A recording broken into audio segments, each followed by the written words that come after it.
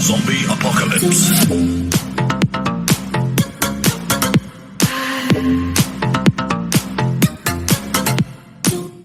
What is going on, you guys? Bastion YJ here, and I want to go ahead and share you guys with the 2 Draco deck profile following the March 2021 ban list. Essentially, this deck got a little bit of a boost by the return of True King's return. So all I want to do is go ahead and show you guys what we got so far as far as deck profile goes. Hasn't really changed too much, still pretty much been the same deck as it was back in 2017, 2018. It has lost a lot of consistency due to, cards like, Card Demise, Dragonic Diagram, Terraforming, all being, shot down to 1. But this deck, with the return of True King's return, really does have the potential to be a potential tier 2, maybe tier 1.5 deck. The interruptions that this deck has, the disruption that it causes, is absolutely insane. And I'm going to go ahead and share that with you guys today. So first off, I'm going to start off very, very basic. You have the 1 Dynamite Knight, right? I thought the camera was over here.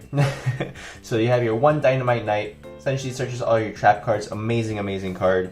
You're going to play triple of the Ignis Heat. Ignis Heat is going to go ahead and get you all of your spells. You play double of the Majesty Maiden. The Majesty Maiden is going to go ahead and search all your monsters. You really don't want to play too many monsters in this deck because essentially it will end up bricking your hand. So as the roundup for the rest of the monsters, I do play double Inspector Border. I did realize that 3 was a little bit too much. It really just ended to me drawing hands of double, triple Inspector Border or double Inspector Border plus a True Draco, which really hurts the consistency of the deck. So I want to say between running 8 monsters is usually the max that you want to go ahead and run with this deck, while still being able to keep it as consistent as possible with the cards that we currently have in the format. So that's going to be it for the monsters. Let's see. Next for the spells, you got triple True Draco Heritage, you got triple True Draco Disciple of the True Draco Phoenix. So essentially, Heritage is amazing because it does get you that draw power that you do need to really boost the consistency of the deck. Whatever card you draw is an amazing card in this deck. They're all a great form of interruptions. And really, the Disciples of the True Draco Phoenix, essentially what it's going to be able to do is going to boost your consistency as well. It's going to improve your grind game.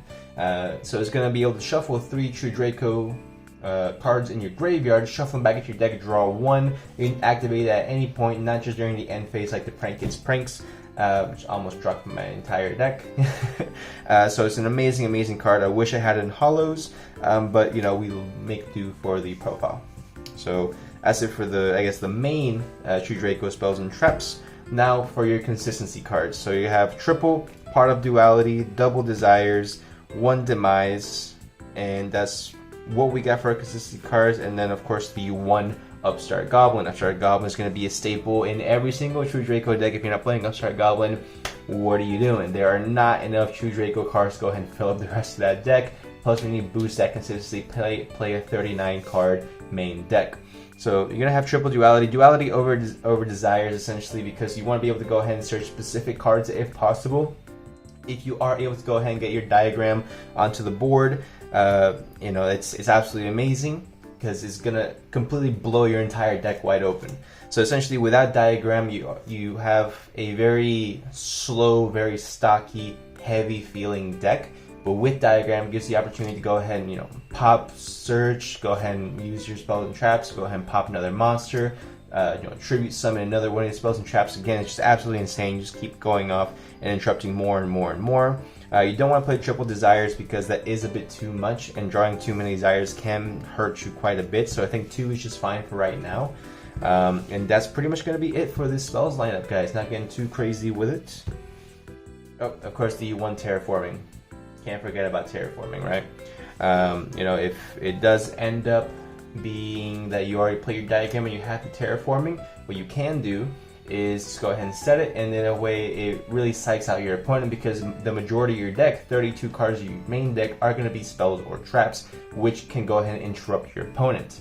Another thing you can do if you do want to go ahead and not have a dead Terraforming in the deck is you can play a card like Mystic Mind. Mystic Mind is something you can definitely go ahead and play. I tried to go ahead and not put it in this deck, but it is an amazing card to go ahead and also include if you are able to. So a card that I would personally cut out instead of it would honestly probably be the Upstart Goblin.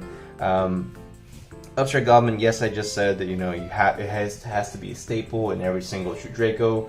But with a card like Mystic Minds out there, if you want to go ahead and try it out, I definitely go ahead and take out the Upstart Goblin so you are able to go ahead and make that change. But that's going to be it for the spells, guys.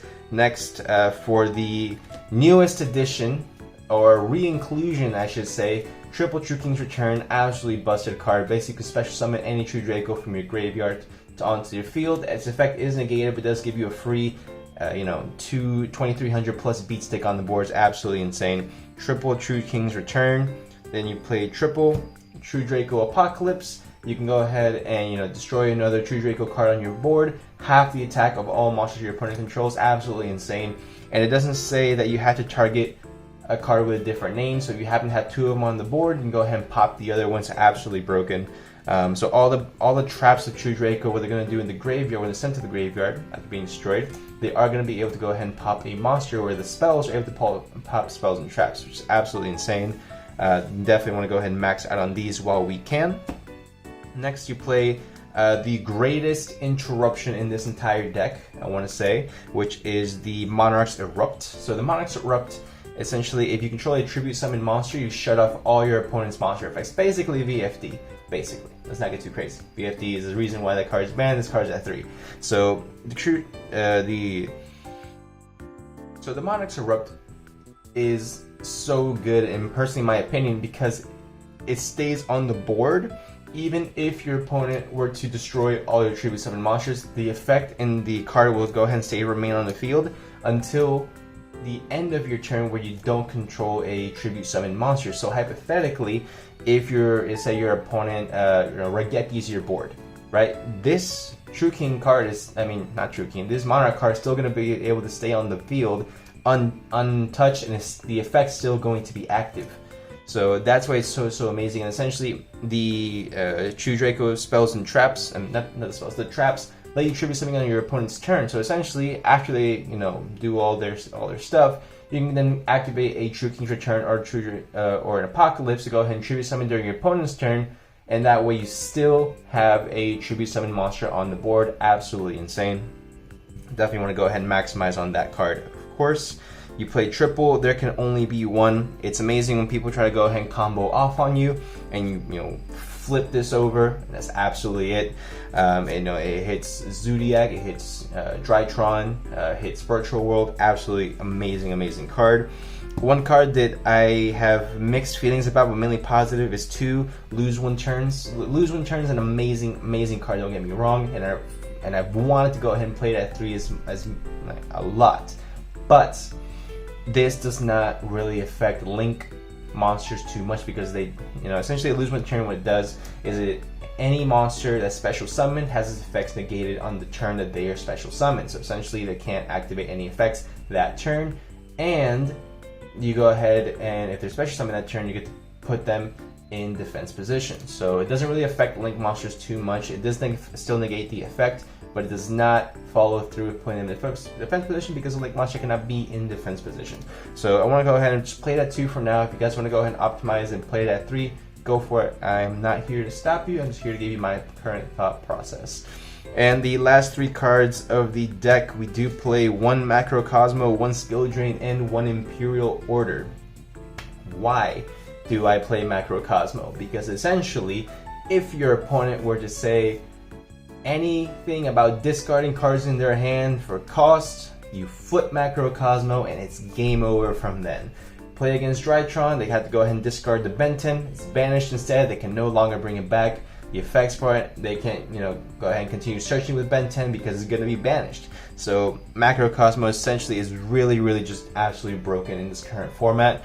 I think it checks Virtual World, it checks Drytron, it checks the Eldritch as well. Send Golden Lord to the grave, it's immediately banished. That's it, you don't ever have to deal with it again. Imperial Order is always going to be an amazing card, because if it does get a bit too much where it's inflicting you as well, you can go ahead and just tribute it. So you don't have to worry about Imperial Order anymore affecting yourself, or if you're going up against anyone who is heavy spells, especially against Drytron. Imperial Order is absolutely insane, blowout card, and Skill Drain is pretty self-explanatory. So that's going to be pretty much it for the True Draco deck profile, guys. Let me guys know what you guys think in the comment section down below.